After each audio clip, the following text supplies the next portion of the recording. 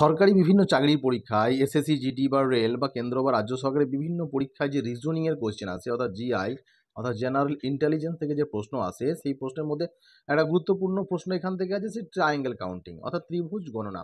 ত্রিভুজ কাকে বলে? দেখো, তিনটে বাহু থাকবে, একটা বাহু, দুটো বাহু এবং তিনটে বাহু যদি হয় তাকে আমরা ত্রিভুজ বলবো। কিন্তু এই যে ছবিটা দেখছো, এই ছবি 1 নম্বর ছবি আর এখানে 2 নম্বর, দুটো আমি ত্রিভুজ দেখাচ্ছি। তাহলে এখানে ত্রিভুজের সংখ্যা কয়টি আছে? এটা তোমরা তো ইজিলি গুনে নিতে পারছো যে হ্যাঁ, এটা একটা ত্রিভুজ এবং এইদিকে একটা রয়েছে ত্রিভুজ, এবং এই দুটো ত্রিভুজ মিলে হচ্ছে একটা ত্রিভুজ। মোট 3খানা ত্রিভুজ তোমরা খুব ইজিলি এটা কাউন্ট করে নিতে পারছো। কিন্তু অনেক এক্ষেত্রে অনেক যখন জটিল প্রশ্ন আসবে তখন এটা তোমাদের পক্ষে গণনা করা অনেক কঠিন হয়ে যাবে। সেক্ষেত্রে কি করবে? দেখো, এখানে লেখো 1, এটাতে লেখো 2 এবং এখানে তুমি 1 + 2 করে দাও সমান 3। তাহলে এই ত্রিভুজটিতে কয়টি ত্রিভুজ আছে? ত্রিভুজ সংখ্যা 3। ওকে, এবার চলে এসো এইখানে পরের ত্রিভুজ, 2 নম্বর ত্রিভুজটা দেখাই তোমাদের। এখানেও তাই একইভাবে লেখো 1 2 3। এবার কি করবে? 1 + 2 + 3 যোগ করে দাও। তাহলে 3 আর 3 6, এই হচ্ছে তাহলে তো ত্রিভুজ সংখ্যা কত? এখানে ত্রিভুজ সংখ্যা হচ্ছে 6। বোঝা গেছে? তো এইভাবে তোমরা ট্রায়াঙ্গেল কাউন্টিং করতে পারো। জেনারেল ইন্টেলিজেন্সের একটা গুরুত্বপূর্ণ প্রশ্ন আসে ট্রায়াঙ্গেল কাউন্টিং। এর পরের পেজে আমরা চলে যাব।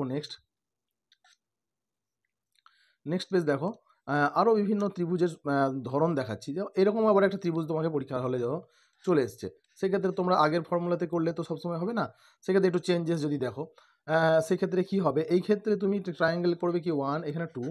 ওকে, সো এখানে 1, এটা 2 এবং এখানেও 1 এবং 2। তাহলে এখানে 1 + 2 কত হচ্ছে? 3। এখানে 1 + 2 কত হচ্ছে? 3। তাহলে টোটাল ত্রিভুজের সংখ্যা কত হলো? 3 + 3 সমান 6। ওকে, তাহলে এই ধরনের ত্রিভুজের ক্ষেত্রে অ্যান্সার হবে 6। এরপরে দেখো 3 নম্বর, এটা 4 নম্বর ত্রিভুজ। দেখো, এটা 3 নম্বরের স্যাম্পল দেখালাম তোমাদের, বিভিন্ন ধরনের আছে, তার মধ্যে এটা একটা। এটা তোমরা এখন করে নিতে পারছো। 1 + 2 লেখো, এটাও লেখো 1 2 এবং এটাও লেখো 1 2। যেইটা তল আছে, যে ত্রিভুজটা নিচে তল পাচ্ছ সেটাকেই তোমরা কাউন্ট করবে। তাহলে এখানে একটা তল পাচ্ছ, এখানেও তল পাচ্ছ, এখানে একটা তল পাচ্ছ, এখানেও তল পাচ্ছ। তাহলে এখানে তুমি যোগ করো 1 + 2 = 3, 1 + 2 = 3, 1 + 2 = 3।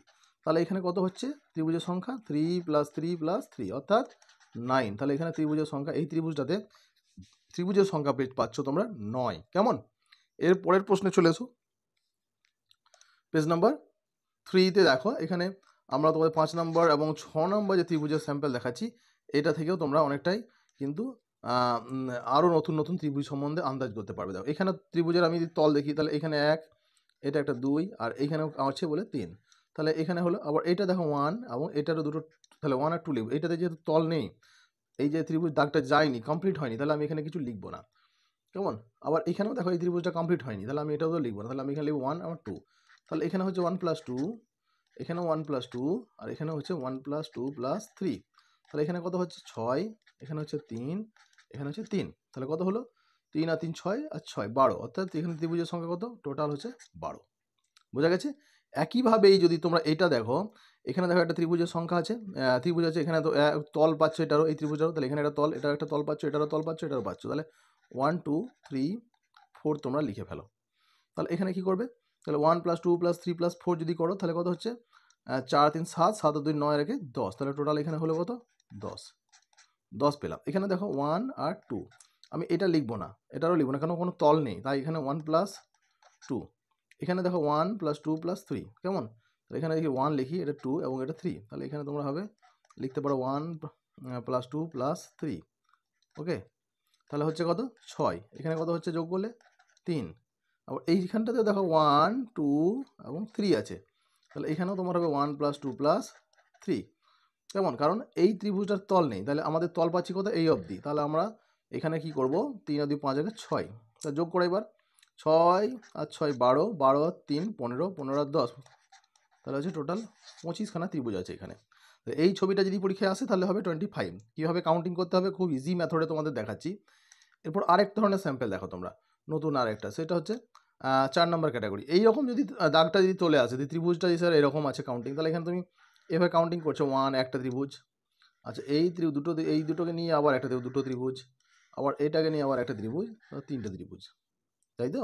তাহলে সেক্ষেত্রে অ্যান্সার কী করবে? এখানে লিখে দাও জলদি 1 2 3। তাহলে এখানে অ্যান্সার হচ্ছে 3, যেটা লাস্ট ডিজিট আসবে সেটাই হচ্ছে। তাহলে এখানে ত্রিভুজ সংখ্যা কত? 3। একইভাবে এখানে দেখো 1 2 3 4 5 6। তাহলে এখানে ত্রিভুজের সংখ্যা কত 6, লাস্ট ডিজিট কত 6। তাই এই ধরনের ত্রিভুজের ক্ষেত্রে তোমরা যখন এই ধরনের ছবি দেখবে পরীক্ষায় তখন সেক্ষেত্রে ত্রিভুজের সংখ্যা করবে 6। তাহলে এই গেল ত্রিভুজ গণনার একটা বেসিক তোমাদের ধারণা বা কনসেপ্ট ক্লিয়ার করলাম। আরও শর্টকাট পদ্ধতিতে আরও ত্রিভুজ গণনা আমরা দেখাবো নেক্সট ভিডিওতে। তোমরা চ্যানেলটি সাবস্ক্রাইব করে রাখো এবং আমাদের ফলো রাখো, প্রত্যেকটা ভিডিওতে তোমরা লাইক দাও, তাহলে নিয়মিত আমাদের ভিডিও তোমরা পেতে থাকবে।